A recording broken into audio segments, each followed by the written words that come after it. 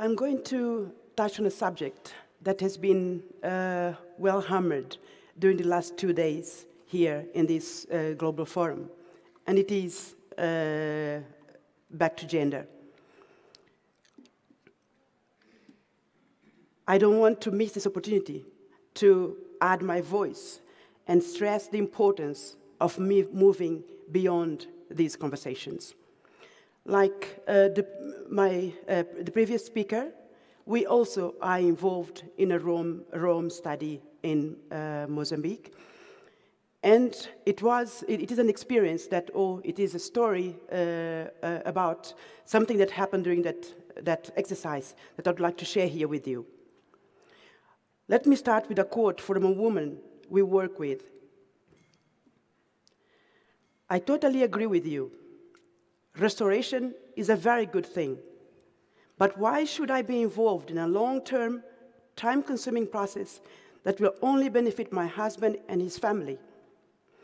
When he dies or he divorces me, his family will take this land away from me. Louisa's comment came during a conversation that she was having with a colleague of mine about landscape restoration. Make no mistake, this was not born out of a lack of knowledge about the benefits of restoration. She knew very well that such a process could bring back much needed environmental services for her family and for her community, could help diversify local development opportunities, could enhance her family as well as communities' well-being. In light of discussions we have been having here, this may well sound like something that you have heard too often or written about 1,000 times, because it's well embedded in the fabric of communities across African countries, particularly in sub-Saharan Africa, a situation that's shared by women in rural and urban areas, one that should therefore be part of our daily lives because it's part of our norms, it's part of our traditions. But it is about time that it stopped. This is an infringement of women's rights. As citizens, it is a violation of their human rights. Nothing illustrated to me the seriousness of this situation better than a lady's heartfelt testimony yesterday in this forum, when she shared a story of a woman who had planted trees with her husband in what she considered to be her family land, only to be refused the right to sell some of that timber when her husband died, so she could get much-needed medicine for herself. As a result, she died. And as that same participant said, how many of us have to die before this issue is resolved once and for all? In Mikaya, the organization I co-founded and it's working in Mozambique, it's based in Mozambique, we are always searching for innovative and sustainable strategies for local development and undertaking this Rome study in the Chimanimani Natural Reserve, which is a transfrontier conservation area straddling Mozambique and Zimbabwe, and also a hotspot, an African biodiversity hotspot in the Eastern Afro-Montane region. This study enabled us to engage a variety of actors in an exercise that we believe could change this unique area into one of the most biodiverse and productive landscapes in Mozambique. We could only see benefits for everyone living and investing within this landscape and beyond. We had always known that working in the Chimanimanis, we were working in a patriarchal society, and although we were aware of the challenges faced by women in these communities, we found ways to involve them in a variety of ways and include them even as shareholders in key businesses in that particular area.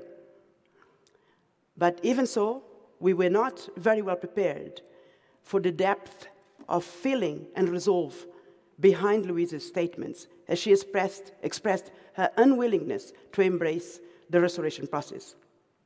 but in a landscape where subsistence, small-scale agriculture is the main land use. Women constitute the majority of small-scale farmers. Shifting cultivation is a dominant agriculture system. Shifting cultivation is also known to be the single most important driver of deforestation and degradation in this particular area. So in a landscape like this, there should be no successful restoration effort without women's full participation and engagement. As you can imagine, Louise's argument,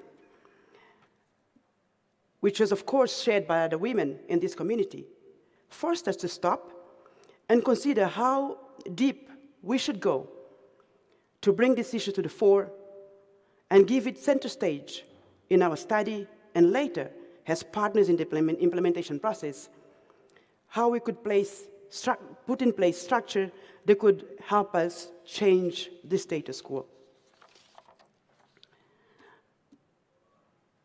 We were designing models taking into account ecological processes as well as the national legal context. But we had to stop and think about the implications of our argument into how we could address this important barrier to land restoration: women's inability to own land, trees, and forests within their local cultural context. With our partners, in this case, Brazilian entities and universities, we expanded our field work to give ourselves much more time to talk to the women alone, to understand better how they saw the issues, but also talk to them within the context of community engagement, so that we could ensure their buy-in and participation in landscape restoration and bring about adequate models for the work. The question I have here now, given that I've heard and many of you here sharing different models for landscape restoration, I would like to pose this challenge to all of us. How can restoration methodologies be enhanced to become an important force for the design and adoption of strategies that could enable women to gain voice and secure rights? Perhaps there are good models out there. If we do not do this, if we do not include women's rights at the center of this work, particularly in sub-Saharan Africa, I think it will be a missed opportunity. Let's recognize that this ambitious agenda goes beyond the realm of biological sciences. Let's bring on board the right combination of expertise and institutions at the local, national, and international levels so that we can bring about the change we seek. Otherwise, if we don't do this, why should women care?